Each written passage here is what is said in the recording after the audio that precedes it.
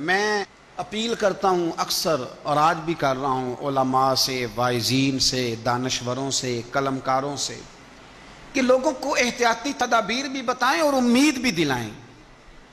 جو موت کا خوف طاری ہوتا جا رہا ہے، اس خوف سے لوگوں کو نکالیں، امید کی کرن روشن کریں، امید کی، اور ان کے دلوں کے اندر دلیری پیدا کریں۔ میرے پیر و مرشد میرے حضرت صاحب حضور تاج الشریعہ مفتی محمد اختر رضا خان صاحب رحمۃ اللہ علیہ دلی کے ہاسپٹل میں ICU وارڈ میں داخل تھے۔ اللہ تعالی ہم سب کو محفوظ فرمائے۔ تو جو لوگ ICU وارڈ میں کبھی گئے ہیں وہ دیکھتے ہیں کہ پورے جسم کو تاریں لگا دیتے ہیں، وہ یہاں بھی کوئی چیز لگائی ہے، یہاں بھی لگائی ہے، پورا وجود باندھ دیا جاتا ہے پوری طرح۔ ایک بچہ تھا دلی کا لیکن امریکہ نیشنل تھا، تو وہ بھی وہاں تھا اور مایوس ہو گیا تھا زندگی سے۔ نوجوان تھا پر مایوس ہو گیا۔ مرتا وہ ہے جو دل چھوڑ جاتا ہے کسی بھی بیماری میں، اسی بیماری میں نہیں، کسی بھی بیماری میں جو لوگ اندر سے ہار گئے وہ گئے۔ وہ نوجوان کہتا ہے کہ بالکل میں ہار گیا تھا۔ تو حضرت بھی وہاں داخل تھے، نماز کا وقت ہوا تو فرمانے لگے یہ اتارو سارا کچھ اور میں نے نماز پڑھنی ہے۔ انہوں نے کہا حضرت جی آپ کی طبیعت، فرمانے لگے میرا وجود مجھے محسوس کرا رہا ہے کہ تیرے اندر طاقت ہے، کھڑے ہو کے پڑھ، میں نے اپنے رب کریم کو سجدہ کرنا ہے، میں کھڑے ہو کے نماز پڑھوں گا۔ میرے شیخ کامل حضور تاج الشریعہ رحمۃ اللہ تعالی علیہ نے جب اٹھ کے نماز کی نیت باندھی نا، تو وہ نوجوان کہتا ہے کہ وہ بزرگ ضعیف آدمی جنہیں 2 لوگ پکڑ کے لائے اور ICU وارڈ میں داخل ہے اور چہرہ بتا رہا ہے کہ بڑی طبیعت علیل ہے، جب انہوں نے اللہ اکبر کہہ کے کھڑے ہو کے نیت باندھی، پھر رکوع کیا، سجدے میں گئے، تو نوجوان اپنی اماں سے کہنے لگا مجھے بھی اٹھا کے بٹھاؤ۔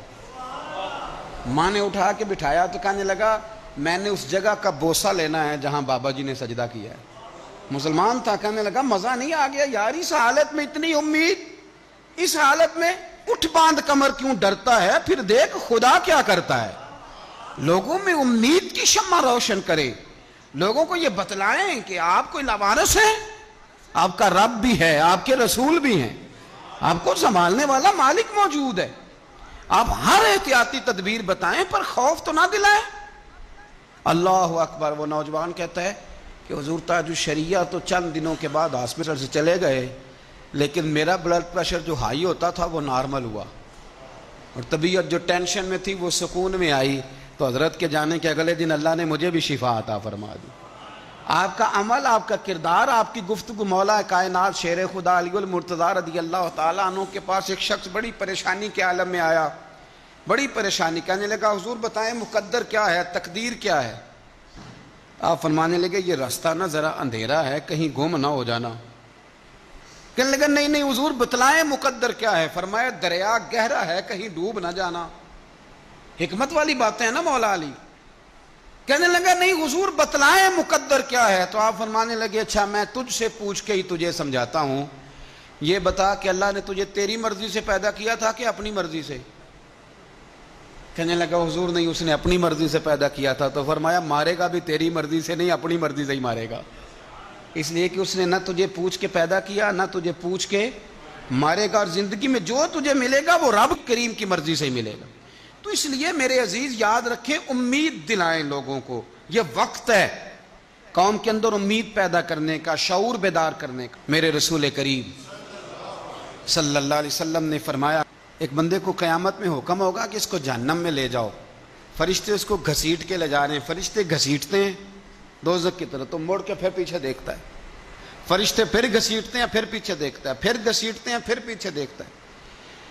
دوزخ کا دروازہ آ گیا تو پھر پیچھے دیکھ رہا ہے۔ اللہ نے فرمایا واپس لاؤ، فرشتے واپس لائے تو رب کریم نے پوچھا تو مڑ مڑ کے کیا دیکھتا ہے؟ اللہ کو پتہ ہے کہ نہیں؟ لوگ کہتے ہیں جی پتہ تھا تو پوچھا کیوں؟ اللہ کو تو پتہ ہے نا، کیوں کیا دیکھ رہا تھا؟ تو عرض کرتا ہے اللہ میری زندگی کے اندر کبھی امید نہیں ٹوٹی، میرا دل کہتا تھا میرا رب بڑا ہی کریم ہے، میرا اللہ بڑا مہربان ہے، معاف کرنے والا ہے، عطا کرنے والا ہے۔ اے اللہ جب فرشتے گھسیٹتے تھے نا تو شیطان مجھے وسوسہ دیتا تھا اب تو جہنم میں جائے ہی جائے، لیکن پھر میری امید ہوتی تھی اور نہیں تیرا رب بڑا کریم ہے، تو میں مڑ کے پھر پیچھے دیکھتا تھا۔ پھر یہ مجھے گھسیٹتے تھے تو پھر وہ مجھے وسوسہ دیتا تھا اب تو دوزخ میں جائے ہی جائے، تو پھر میرے اندر سے آواز آتی تھی نہیں تیرا رب بڑا کریم ہے۔ اے اللہ دوزخ کا دروازہ آ گیا پر میری امید نہیں ٹوٹی، تو رب کریم فرشتوں سے فرماتے ہیں اسے جنت میں بھیج دو، اللہ تیرے ہی فیصلے ہیں، پر پہلے دوزخ۔ تو رب کریم فرمایا تمہارے اوپر ثابت کرنا چاہتا تھا، تمہیں بتانا تھا کہ جو میری رحمت کی اتنی امید رکھے اسے جہنم نہیں دی جاتی، میں اسے جنت عطا کیا کرتا۔ رحمت دا دریا الہی ہر دم وگدا تیرا، تے جے ایک قطرہ بخشے مینوں تے کام بن جاندا ہے میرا۔ تو امید کے دامن کو تھامے، شوق، محبت، اور ہر بیماری میں یہی حال ہے۔